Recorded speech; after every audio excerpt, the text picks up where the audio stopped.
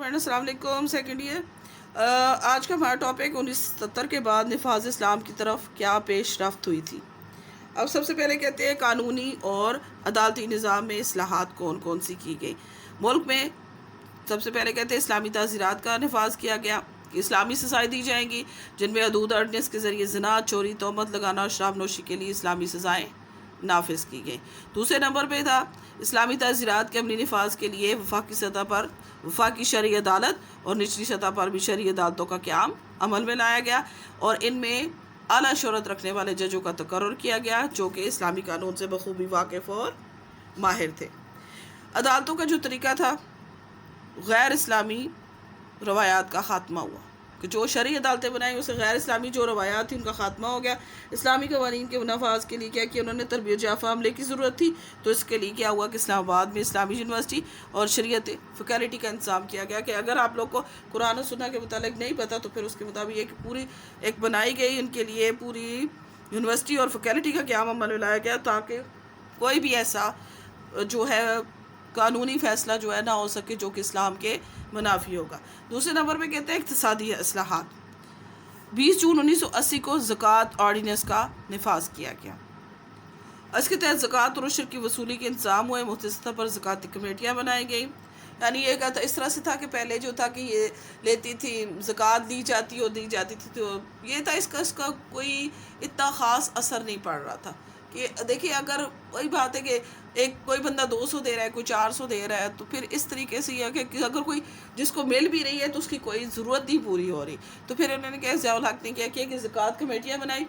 اور اس کے ذریعے کیا کیا انہوں نے بینکوں میں جو تھا زکوٰۃ جو تھی وہ جمع ہوتی تھی اور پھر وہ یکمشت پہ ہوتی تھی۔ اگر وہ 4000 ہے، 5000 ہے، 3000 وہ دی جاتی تھی، اس سے یہ ہوتا تھا کہ کسی بندے کا کوئی کام ضرورت جس کی تھی اس کی ضرورت پوری ہو سکتی تھی۔ اب دیکھیے 200-400 روپیہ دینے سے یا 400-500 ایک دے رہا ہے 400-500 اس سے کچھ نہیں ہوتا، تو پھر یہ ہوتا ہے کہ ان کو منتھلی بیسس پہ 4 یا 5000 جو جتنے بھی 3000 تھے وہ سارا ان کو منتھلی بیسس پر اکٹھا مل جاتا تھا جس سے ان کا جو مسائل تھے وہ حل ہو جاتے تھے۔ اب پھر اس کے بعد کہتے ہیں کہ انہوں نے ملک میں بلا سود بینکاری رائج کرنے کا کمیشن کیا اور ماہرین کی خدمات حاصل کی۔ بلا سود بینکاری کا نظام جو تھا وہ جنوری 1981 سے شروع کیا گیا اور اس میں نفع نقصان کی بنیاد پر اکاؤنٹس وغیرہ کھولے گئے۔ تعلیمی اصلاحات جو تھی، تعلیمی پالیسی ضیاء الحق نے اپریل 1979 میں وضع کی جس کے مطابق اسلامیات اور اسلامی تعلیمات اور نظریہ پاکستان پر رکھی گئی اور انہوں نے اسی کے کار کے تعلیمی اداروں میں انہوں نے کہا کہ اسلامیات اور مطالعہ پاکستان کو لازمی مضمون قرار دیا گیا۔ لازمی مضمون قرار دیا گیا اس میں کس کو؟ اسلامیات کو اور مطالعہ پاکستان کو، تاکہ بچوں کو پتہ چل سکے کہ ہمارا مذہب ہمیں کیا بتاتا ہے، دوسرا یہ کہ ہمارے ملک کا کیا کس طرح نظریے پہ کیوں بنا، تو اس لیے مطالعہ پاکستان کو بھی لازمی ہے کہ پتہ چلے ان کو بچوں کے کہ پاکستان کس طریقے سے حاصل کیا، کیا مسائل تھے، کس طریقے سے پاکستان حاصل کیا گیا۔ پھر خواتین کے لیے علیحدہ یونیورسٹی بنائی، اسلامی یونیورسٹی بنائی، شریعت فیکلٹی بنائی۔ اچھا، دینی مدارس کی جو اسناد تھی، اب یہاں بھی انہوں نے کیا کہ دینی مدارس انہیں کوئی بھی نہیں ویلیو دی جاتی، تو کہتے ہیں ان کی جو اسناد تھی اسے بھی بی اے اور ایم اے کے برابر ڈگریوں کے برابر قرار دیا گیا۔ لاء کالجوں میں اسلامی فقہ کو لازمی قرار دیا اور ابتدائی تعلیم کے لیے مسجد مکتب اسکیم کا اجرا کیا گیا۔ اگر آپ کے مدرسے تھوڑے ہیں تو مسجد میں ہی تعلیمات دی جاتی تھی کہ اس میں دینی تعلیم بھی حاصل کرے، اس کے ساتھ ساتھ دنیاوی بھی۔ اچھا، دینی ادارس کو بھی معقول مناسب امداد دی گئی، اساتذہ کا وقار بڑھا جس کی وجہ سے، اور دینی علوم کے فارغ التحصیل طلبہ کو فوج، عدلیہ، اوقاف اور دیگر شعبوں میں بھی ملازمت کے مواقع دیے گئے کہ جو دینی درسگاہوں سے فارغ التحصیل تھے انہیں بھی گورنمنٹ میں جابس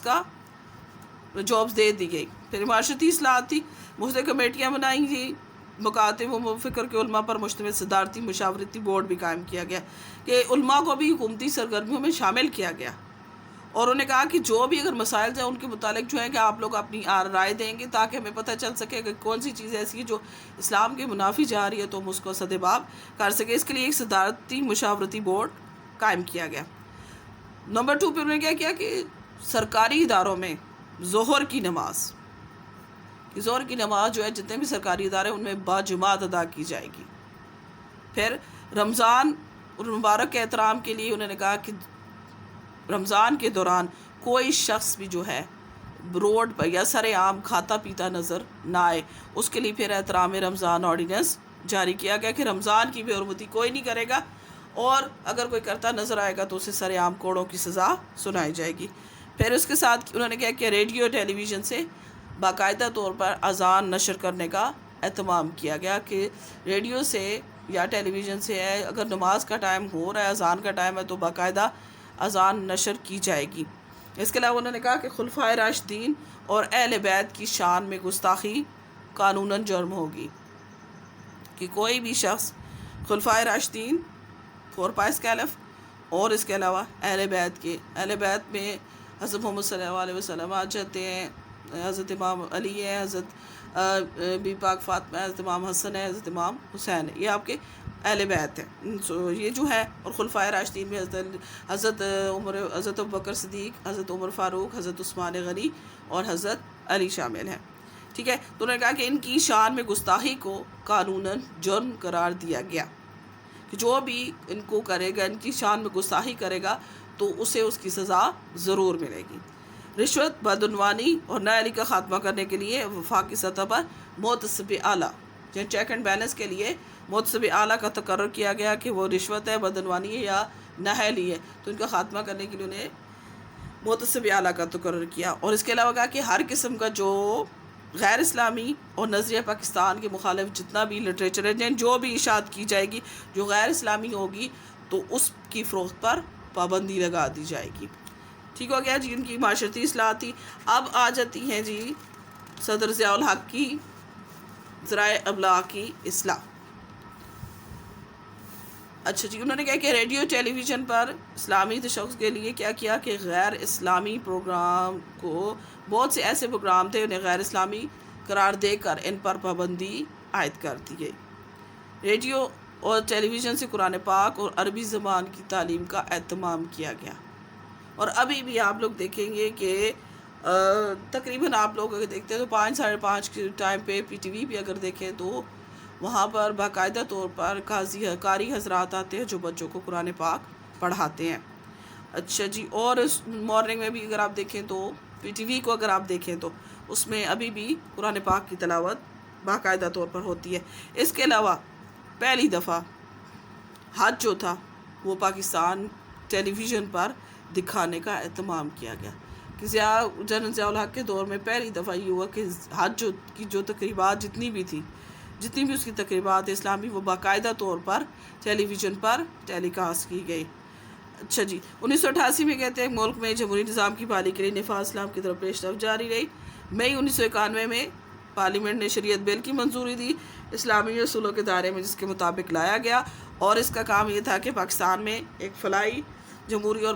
اسلامی معاشرے کا قیام تھا۔ اس کے لیے ان ساری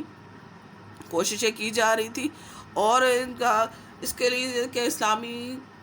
جو معاشرے کا اصول تھا اس کے لیے ہمارے پاس ضروری تھا کہ اس کا اصول کے لیے کہ ایک مسلسل اور بتدریج ارتقائی عمل کے ذریعے ہی ممکن تھا کہ ہم نفاذ اسلام کی طرف جتنی بھی کوششیں کر رہے تھے یہ ساری اس لیے کی جا رہی تھی تاکہ پاکستان میں جو ہے وہ اسلامی اصولوں پر جو بنا ہے تو اس کے مطابق ایک ایسے فلاحی جمہوری اور معاشرے کا قیام ہم چاہ رہے تھے کہ جہاں پہ اسلام